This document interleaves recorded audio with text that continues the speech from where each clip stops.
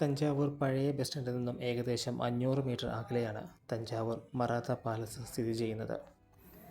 1674 മുതൽ 1855 വരെ തഞ്ചാവൂർ പ്രദേശം ഭരിച്ചിരുന്ന ഭോൺസ്ലെ കുടുംബത്തിൻ്റെ ഒരു ഔദ്യോഗിക വസതിയാണ് തഞ്ചാവൂർ മറാത്ത കൊട്ടാരം. തഞ്ചാവൂർ മറാത്ത പാലസ് എന്ന് വിളിക്കുന്നുണ്ടെങ്കിലും ശരിക്കും മറാത്തകൾ നിർമ്മിച്ച കൊട്ടാരമല്ല ഇത്. അവരുടെ ആവശ്യങ്ങൾക്കനുസൃതമായി ചില മെച്ചപ്പെടുത്തലുകൾ നടത്തി എന്ന് മാത്രമേ ഉള്ളൂ. തഞ്ചാവൂർ നായക് സാമ്രാജ്യത്തിൻ്റെ പതനത്തിനു ശേഷം തഞ്ചാവൂർ മറാത്തകളുടെ ഔദ്യോഗിക വസതിയായി ഇത് പ്രവർത്തിക്കുകയും ചെയ്തു. മറാത്തകൾ യഥാർത്ഥ ഘടന മെച്ചപ്പെടുത്തുകയും കൊട്ടാര സമുച്ചയം വികസിപ്പിക്കുകയും ചെയ്യുകയായിരുന്നു.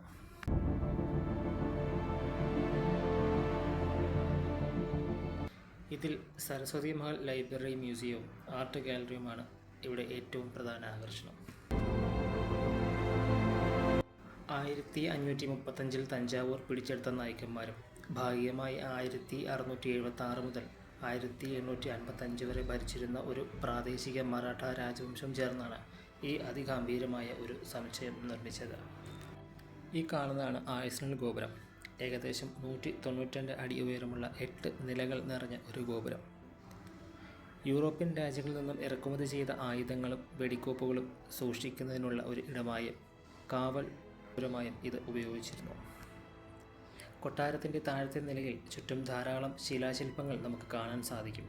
ഈ ശില്പങ്ങൾ AD 8-ാം നൂറ്റാണ്ട് മുതൽ AD 18-ാം നൂറ്റാണ്ട് വരെ ഉള്ളവയാണ്. മിക്ക ശില്പങ്ങളും നന്നായി ലേബൽ ചെയ്ത് ഭംഗിയായി വെച്ചിട്ടുണ്ട്. ചോള കാലഘട്ടത്തിലാണ് ഇവയെല്ലാം നിർമ്മിച്ചിരിക്കുകയും ചെയ്തത്.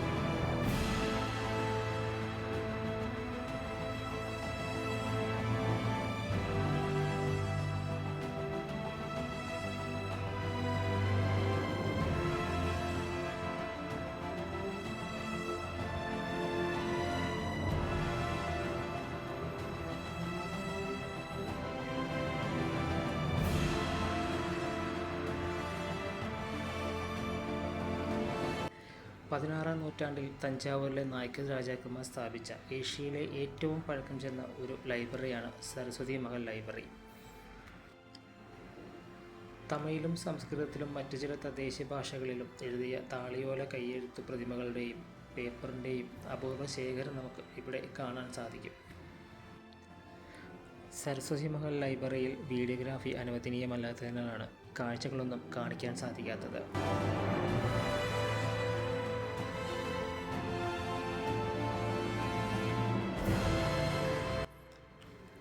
കൊട്ടാരത്തിൽ അറ്റകുറ്റപ്പണികൾ നടക്കുന്നതിനാൽ നമുക്ക് കൊട്ടാരത്തിൻ്റെ പല ഭാഗങ്ങളിലേക്കും എത്തിച്ചേരാൻ സാധിക്കുന്നില്ല.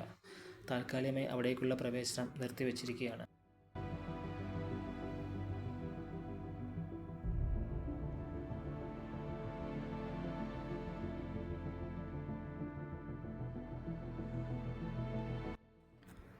അടുത്തായി കാണാൻ സാധിക്കുന്നത് സെർഫോജി ഹാൾ എന്ന് പറയുന്ന ഒരു ഭാഗമാണ്.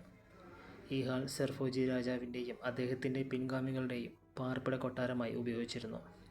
നാടകം, നൃത്തം, സംഗീതം തുടങ്ങിയ കലാപരിപാടികളും മറ്റും കലാരൂപങ്ങളും സർദാർ മഹൽ കൊട്ടാരത്തിൽ അവതരിപ്പിച്ചിരുന്നു.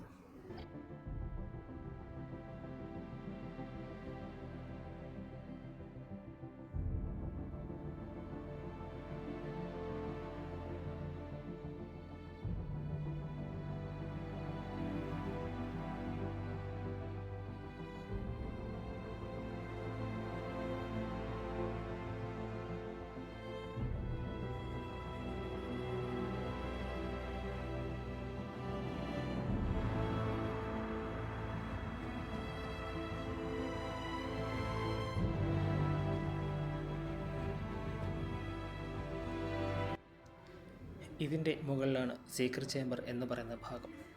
രഹസ്യവും പരസ്പരം ബന്ധിപ്പിക്കുന്നതുമായ വാതിലുകളുള്ള കുറഞ്ഞത് 3 മറിഞ്ഞിരിക്കുന്ന അറകളാണ് ഇതിനുള്ളത്. ഇവ പീഡന മുറികളായും ഉപയോഗിച്ചിരുന്നു. പക്ഷേ ഇതിന് മുകളിലേക്കുള്ള പെർമിഷൻ താൽക്കാലികമായി നൽകുന്നില്ല. ധാരാളം ആൻറ്റിക് ഷോപ്പുകൾ നമുക്ക് യാത്രയിൽ കാണാൻ കഴിഞ്ഞിരുന്നു. അങ്ങനെ ഒരു ഷോപ്പിൻ്റെ മുന്നിലെ ഒരു കാഴ്ചയാണ് ഈ കാണുന്നത്. തൽക്കാലം തഞ്ചാവൂരിനോട് യാത്ര പറയുകയാണ്. ഇനിയൊരു പൗരാണിക നഗരിയിലേക്കാണ് യാത്ര, മധുരയിലേക്ക്.